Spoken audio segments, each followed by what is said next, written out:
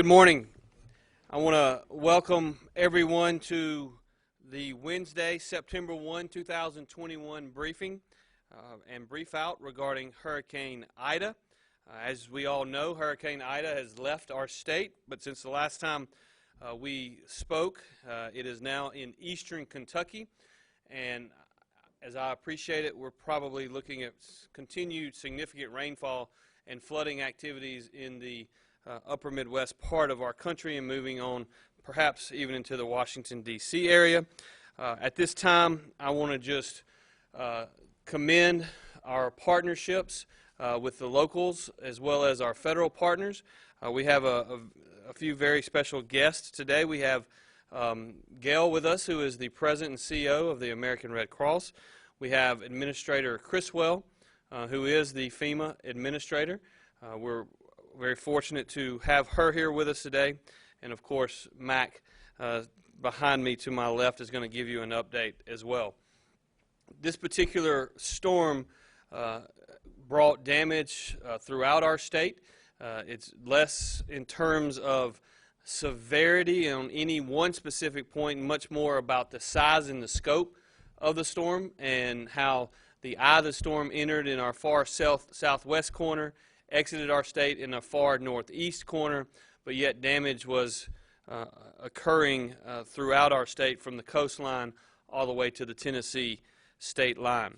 Where we find ourselves today is in a situation in which we still have approximately 37,000 power outages statewide. Many of those are still in the southwest part of our state, in Pike County leading the way with approximately 10,000 of those 37,000 outages in Pike County, but Walthall and Wilkinson and Emmett also primarily in the rural areas with power outages as well. This is down from a number of 136,000 at the peak, and so again, of many heroes in these large disasters, but our linemen and linewomen are certainly at the very top of those because they're the ones that get out in the storms and actually get power back restored. And given the heat advisories that we're having and the 100-degree plus temperatures, getting power back to the homes where air conditioning can get back on is certainly very important. We are seeing that all bulk petroleum facilities are back online, which basically means that the Chevron facilities at Pascagoula and at Collins are back functioning. We are seeing significant increases in our neighbors to the west, our friends from Louisiana, coming over and getting gasoline, which is causing some excess traffic on the coast and also longer lines for fuel along the coastline. So I encourage everyone to be patient. That's something that we are going to continue to deal with. With our ports, both Pascagoula and Gulfport are back to normal status, and we anticipate that Bienville, which has been Zulu up until this morning, will be going to normal status very soon. MDOT crews are out and about and doing damage assessments as we speak. In terms of shelters, we peaked at 28 shelters open with over 600 occupants during the storm. Currently, we have 3 shelters open with approximately 44 occupants. Now, we know as we look at what's happening in the city of New Orleans and throughout Louisiana that there may be needs going forward with power outages that could last for some period of time into the future, and so we are coordinating with our partners in Louisiana, with the American Red Cross, as to what our plan should be to house in shelters any Louisiana residents that need it. And so we don't have final decisions made on that yet, but we're certainly looking at those as we speak. We also are, as I mentioned a couple of days ago, as soon as we could feel comfortable, we would offer assistance to the state of Louisiana. I've spoken with Governor Edwards over the last several days. We are deploying some resources at their request, including military police company from the Mississippi National Guard, and an engineering company, both of which were originally and initially staged for Mississippi's response. They have been requested through our EMAC system to move to Louisiana, and we have approved that. In addition, we have significant numbers of firefighters, primarily from the Fire Academy, as well as some Central Mississippi fire departments that have deployed already. And we have also sent some teams from the coast into Louisiana. With respect to commodities that we have already distributed, as you know, we have a State Emergency and Logistics Operations Center. We have distributed over 200,000 sandbags, 52 pallets of bottled water, 1 pallet of MREs, 140 kW generators. We have distributed 3 at this time. We have also distributed 9 pallets of shelter PPE packs and over 600 tarps to Mississippians, and will continue to do so. At this time, on Saturday, Sunday, and Monday, we were talking about preparation, deploying assets, making sure that we were properly deployed to respond. We are now in Mississippi moving from the respond phase into the recovery phase, and we will continue to do that. I do want you to know, I think this is important, if you will help us get this information out. We do have a Hurricane Ida assistance line here in the state of Mississippi. If you are a Mississippi resident, please call 1-888-574-3583, Monday through Friday, 8 a.m. to 7 p.m., or you can go to our Mississippi Emergency Management website, which is msema.org. Also, if you are a Louisiana resident and you are in Mississippi and you are currently sheltering out of state, you can reach Louisiana 211 by dialing 1-800-755-5175. If you are a Louisiana resident and you need to apply for individual assistance through FEMA, you may do so by calling 1-800-621-3362 or by visiting disasterassistance.gov. I'm going to read those numbers one more time to make sure everyone gets them accurately.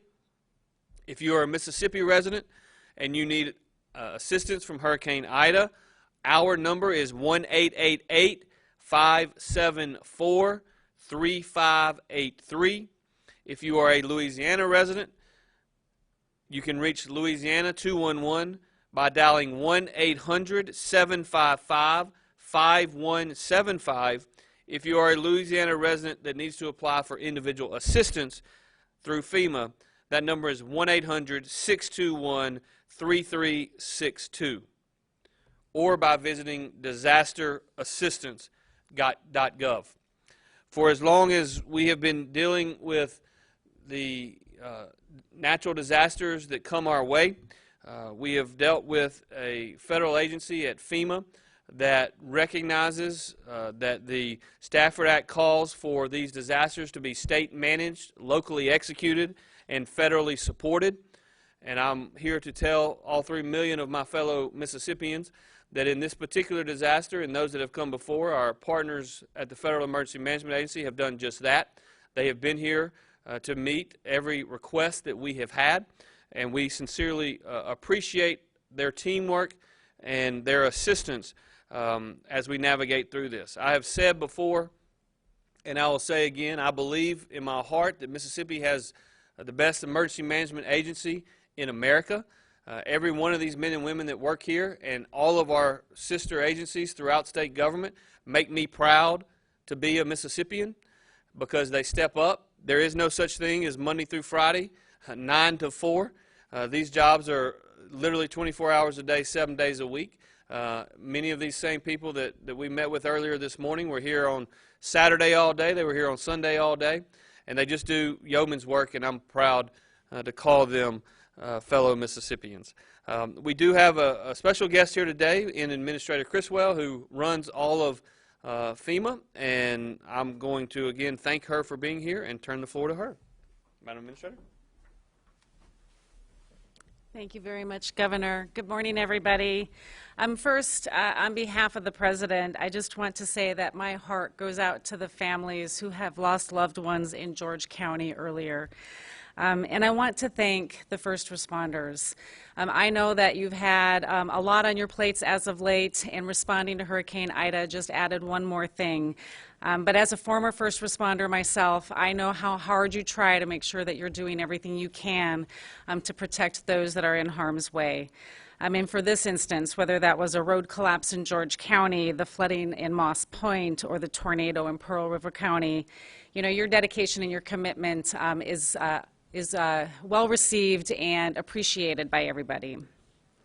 While Mississippi fortunately avoided the worst of Ida, the federal family was here ready to respond and support the state and local officials as needed. Under President Biden's pre-disaster emergency declaration for Mississippi, we have been providing federal support to the state for emergency protective measures, including direct federal assistance for all 82 Mississippi counties.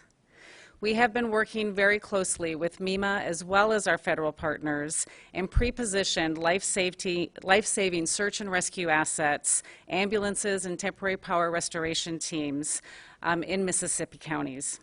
Currently, we are moving 2 ambulance strike teams into Harrison County, and we have additional ambulances that have pre-positioned and staged at the fairgrounds in Jackson, ready to support as needed. We also have the U.S. Army Corps of Engineers temporary power team that's staged at Camp Shelby. It's these resources that we worked very hard to get put in place prior to the landfall, and we will be here to continue to support any response efforts or the ongoing recovery that will be needed. We're also in continuous communication with the Mississippi Band of Choctaw Indians to ensure that we can address any needs that they may have that may arise from this event. Those individuals that experience damage and power loss, just want to say you should exercise extreme caution during the recovery phase. What we see is several injuries can happen in the recovery phase. It's a very dangerous time, from structural instability, trees that are unstable, power lines that may be down, heat exhaustion as we start to see the temperatures rise.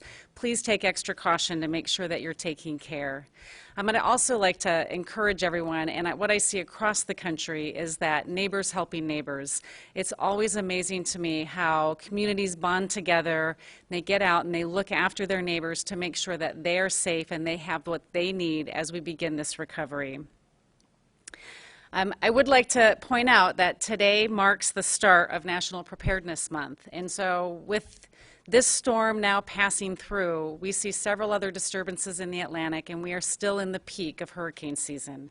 It is never too late to make sure that you are prepared and have a plan in place for the next disaster that may impact you. You can visit ready.gov to get critical information on what you should put in your plan, the type of documents that you might need, and the steps that you can take to make sure that you, your family, and your pets are taken care of if you needed to evacuate or if you needed to shelter in place. I'd just, in closing, like to say, Governor, thank you so much for the ongoing partnership. My team here is committed to continue to support you as needed, and thank you, everybody.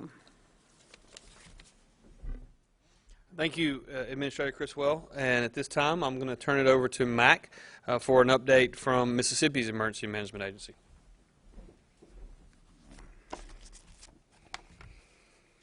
Thank you, Governor. I want to echo a couple of things that you said earlier, but also cover some of the specifics of what MEMA, and not just MEMA, it is the local emergency management folks in the field, and that's every county and the Mississippi Band of Choctaw Indian. I call it 83 counties, but the band is in 14 counties, so that's a significant population there. And the partnership with those directors and the staff that they have is paramount to the front line and the immediate disasters that we find ourselves in and find ourselves working. So enough of that. Rolling into 164 homes impacted so far as we're starting to do our damage assessments. 6 of those destroyed, 42 with major damage. We've got 184 roads affected and 53 bridges that have been impacted by this storm. So we're constantly getting engineers out at the local level. We're checking those to see which ones that we can get back in stable passing, and also how do we need to repair these roads and get that back in. The governor alluded to the power outages, about 30,000. So that means we have reconnected about 100,000 customers, connections out there in the system. That's a pretty big job in about 24 to 30 hours. But we did have some main transmission lines that were down. So want to be just a little patient as those crews are out working. And if you can stay off the roads for another 20 hours, we ought to be able to get this job complete. And then by Friday, we should see the whole state back to current power. We did talk about our shelter population. We talked about we have some Louisiana folks that are with us, and that is what Mississippi does. We are the hospitality state, and I want to remind folks this is a tense time. It is hot. You're going to be out there trying to recover, clean up yards, get stuff. Do not move power lines. Let the professionals do that. And then we are in recovery. Let's get to the next step out of response and recover properly and not lose any life. I want to talk about the BEOC, the business EOC for a moment. We had a significant partner yesterday.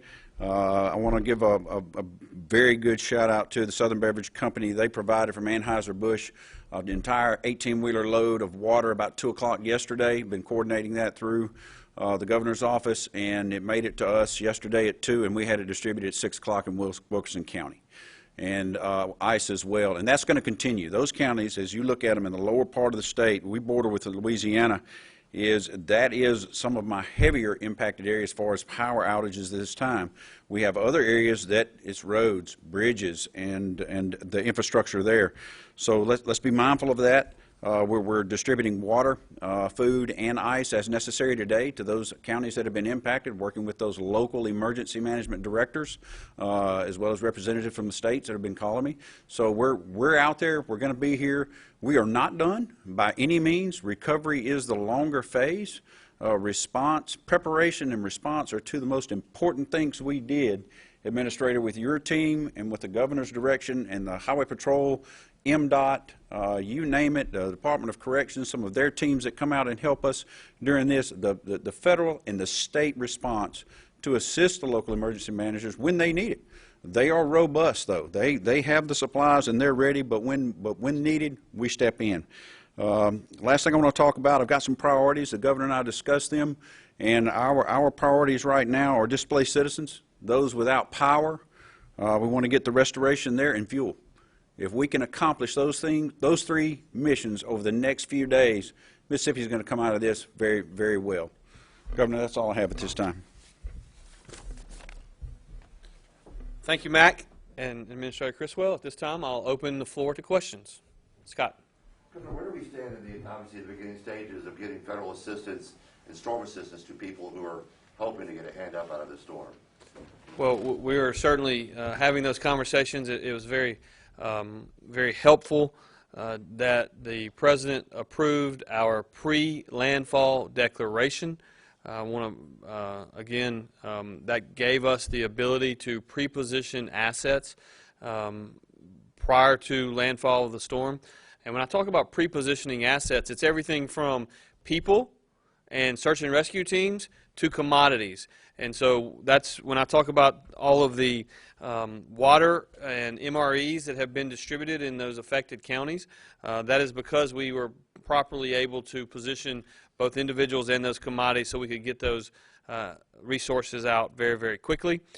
In terms of individual assistance, for those Louisiana residents that are here, many of whom are in hotels at this time, as I mentioned earlier, you can apply for individual assistance through FEMA by calling 1-800-621-3362 or by visiting disasterassistance.gov. If you have questions in Mississippi, those numbers are 1-888-574-3583. Every individual situation is different, and so we want to help make sure that every single person gets a response.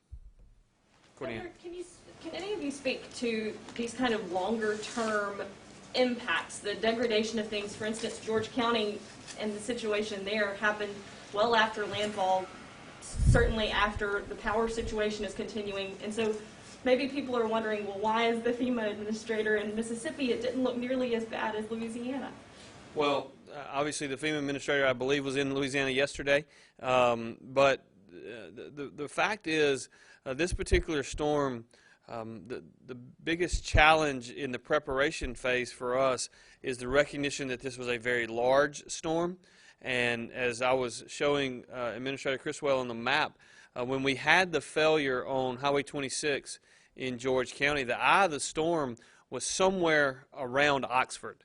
And so this was a very large storm whose bands were whipping south.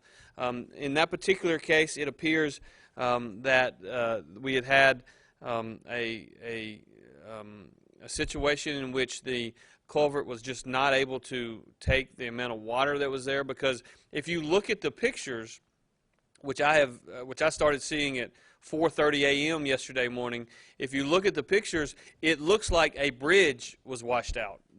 But in fact, it was the entire roadway that was washed out.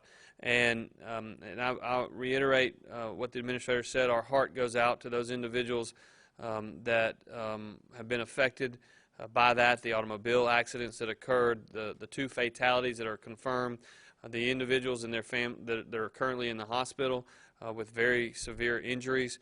Approximately 10 total have been confirmed injured.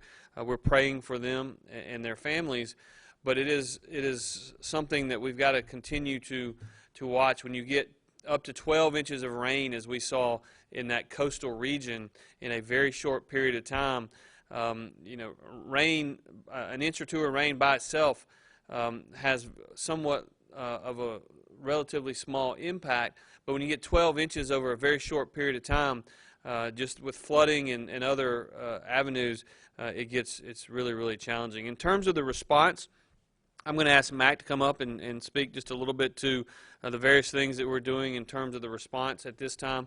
Clearly, we are monitoring very closely the fuel situation. It is both Pascagoula and Collins are functioning and operational. There are, because of the refineries that have been knocked out in Louisiana, there are some lines at those 2 facilities. But right now, we're able to get fuel to everyone to every gas station that can take it. One of our challenges as a country, not so much in our state, but as a country, is with the significant number of power outages in Louisiana. There are a lot of fuel stations that could take fuel, but they don't have the power to actually distribute the fuel to individuals. What that is leading to is large number of Louisianians that may have stayed coming to Mississippi to fill up, and so that's creating some longer lines at some of the gas stations. Again, we are running both Pascagoula and Collins basically 24/7, and so we're going to continue to meet those needs, but everyone needs to be patient and recognize that these are challenges that are before us. Mac? Yes, sir. If we look at the process that we find ourselves in right now, individuals, that is life safety is number one. And if you put, someone told me the other day that Mississippi is not scared of hurricanes.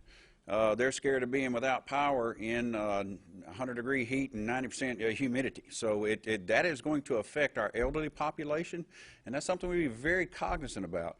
And so the individual lines that we've got, they were flooded yesterday. We were able to handle every call and even transfer some to Louisiana for them. So to get those initial things handled for life safety is number one priority right now. We will get into a phase where we're looking at infrastructure, roads, bridges, and whatnot, but if I don't save a person, that bridge doesn't really mean a whole lot to me. That is where our focus is, and that's where all of our efforts is headed at this time. I will reiterate that we are distributing forward deploy and talked to the emergency managers last night. We're getting the water out there to them. We're going to get some ice out there to be able to, we're 72 hours now, food's starting to spoil, things of that nature. We're working things at the EOC, the SNAP benefits coming up later so we can replace some of that food. So it's all about the individual and the person right now, and we've got to have infrastructure to get there, and also looking at fuel. We've been in contact with GOSEF, Louisiana Emergency Management, to say, is there anything we can do for you as far as fuel? What do you need?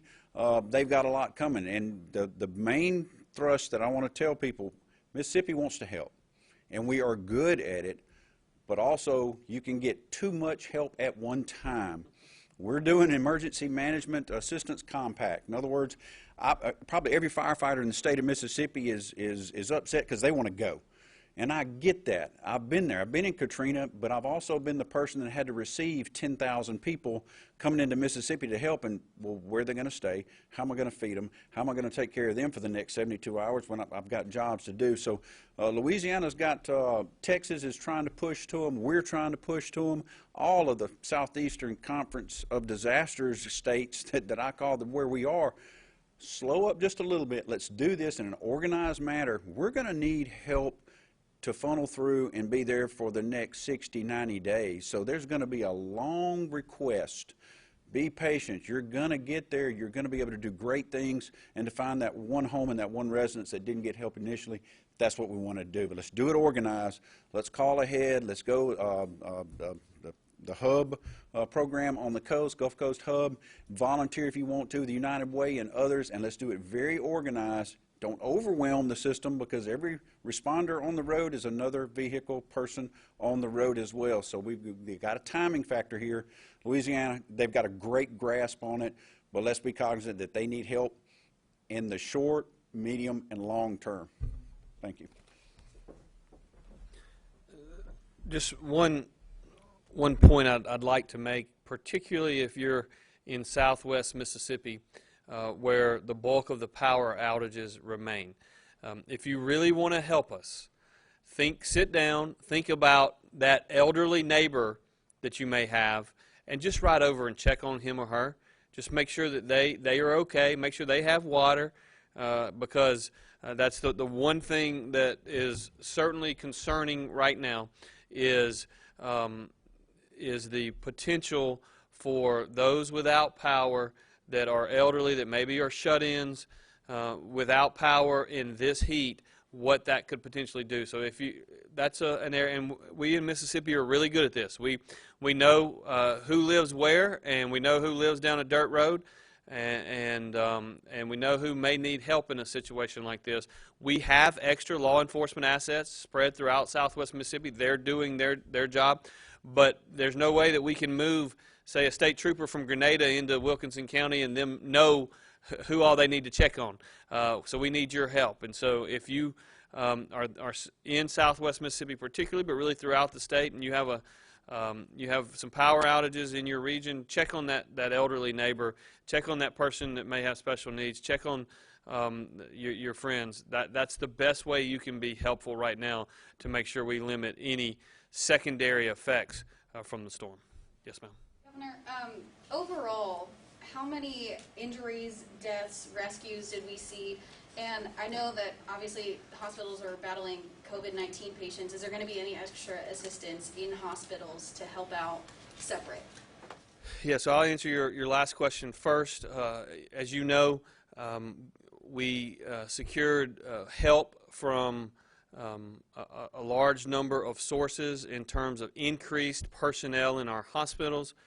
We have secured the support of close to 1,200 total healthcare workers to be situated in 61 hospitals throughout the state. Of those 1,200, approximately 75% are here. Clearly, the pending hurricane, as well as the staffing challenges seen by all, has slowed that remaining 20 to 25% down, but we'll have even more in those facilities today. So if you look at hospitalizations, and I haven't seen it yet this morning, but we've basically seen a plateauing of hospitalizations from COVID over the last 15 days. Our peak at our initial stage 3, or our third surge, was approximately 1,444 hospitalizations. In this particular surge, we got up to approximately 1,650. We've hovered between 1,500 and 1,600 over the last several days, and so we're monitoring that very closely. I did ask the question this morning and received an answer that as far as we know, 100% of our hospitals throughout Mississippi are on full power. None of them are currently on generator power. We had 3 at one time throughout the different phases of the storm, 3 different that went to some form of generator power. None of them ever went out completely, but we did have backup generators kick on, and so that was a success throughout the storm. We're continuing to monitor where we are from that standpoint.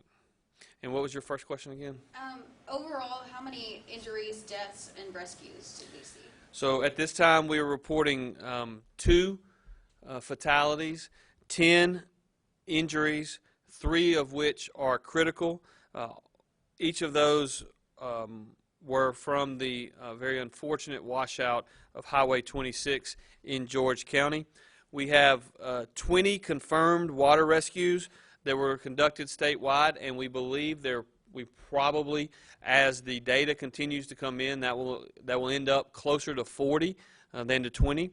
But we certainly have 20 confirmed at this time. But we have demobilized all SAR assets at this time. We certainly offered any of those SAR assets to the state of Louisiana, but they are reporting that they have sufficient search and rescue and do not need any of our Mississippi teams at this time. As is often the case in this particular storm, we saw, because we were to the east, the east of the eye of the storm, many of those assets came in from Texas very quickly to help as we were dealing with our response teams, and this is the way these hurricanes go. We step up when we're not hit, and our friends in Texas, our friends in Alabama, our friends in Florida, and all over the country. I've spoken to governors from all over the country in the last 24 hours offering their assistance, and we appreciate it very, very much. Bailey. Emily Pettis from the AP has a question. Hi, thank you. I have a question for Administrator Criswell.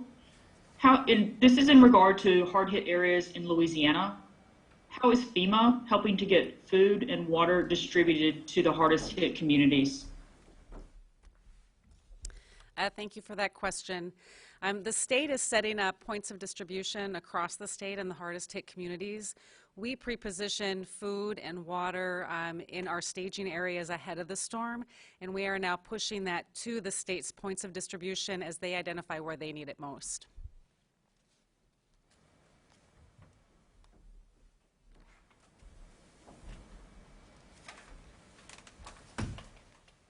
Scott. I don't want to jump ahead. I know someone else is going. Regarding American Red Cross and other benefits, what are the process for getting those types of benefits to people who are in our area that are looking for some help? Well, I'm going to, we are fortunate to have Gail, the president and CEO of American Red Cross, here today, and I'm going to give her the opportunity to answer that question. Thank you, Governor. So right now, we're all about getting people sheltered. That's better. Right now, we're all about getting people in shelters and also fanning out into the community, doing damage assessment. We have about 75 feeding trucks that we're sending into all the impacted areas from Hurricane Ida, and we'll be able to get up to 20,000 meals a day. And in addition, we're also providing supplies like cleanup kits and bleach and mops and things that you need to muck out your homes. Once that phase is over, assuming the general public is generous like they always are, we'd love to also provide financial assistance. So, that'll be dependent upon whether or not we get the right number of donations. Someone wants American Red Cross help. How do they get it? So to get help, you can call 1-800-RED Cross. You can also go on our website to find out where we have shelters. You can also use our app to see where we have shelters. And if you want to help the American Red Cross, you can always volunteer. We always need additional volunteers. You can donate blood, or you can make a financial donation. And again, you can use our website, 1-800-RED Cross, or you can call, redcross.org, or you can call our 800 number, 1-800-RED Cross. Thank you. Again, I want to thank everyone for being here today. Particularly thank everybody in Mississippi who has given a lending hand over the last 96 hours or a little more. We've got more work before us, but we have made great progress. So thank y'all, and God bless.